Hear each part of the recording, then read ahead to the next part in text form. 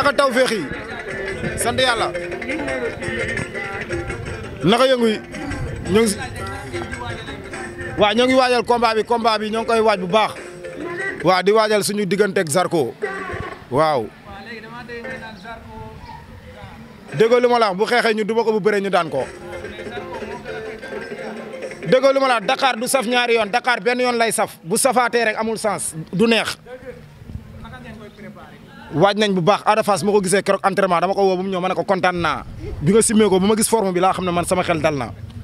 waaw waa Grand Yoff daal ku si bëgg a parier ak man jour combat bi nañ ma fekk buntu arène nationale maa ngi nii déggoo lu ma la wax barki Serigne Touba Mbacke lu ma jaay si tiset yi ak sama téléphone yëpp laay teg barki yàlla waaw dama xam ne Ada Fass day daan Zarko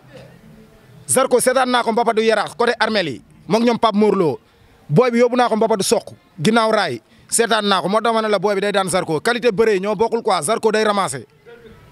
na ñëw ramasser rek man loolu laa soxla ci moom. Fougu Senes non Zarko Ada Fass du yóbbu Fougu Senes Ada Fass dina yóbbu Fougu Senes te Socé nekk fii sama grand ji Socé bu taxee ak moom dina wax ak moom Jili Mbay bu taxee dina wax ak Ada xanaa man sax bu ma taxee wax ak Ada moom dina ma dégg déggoo li ma la wax grand dimanche ay leer dimanche la Fass di leer barki Alxuraan waaw dimanche lay leer waaw xool leen tiset yi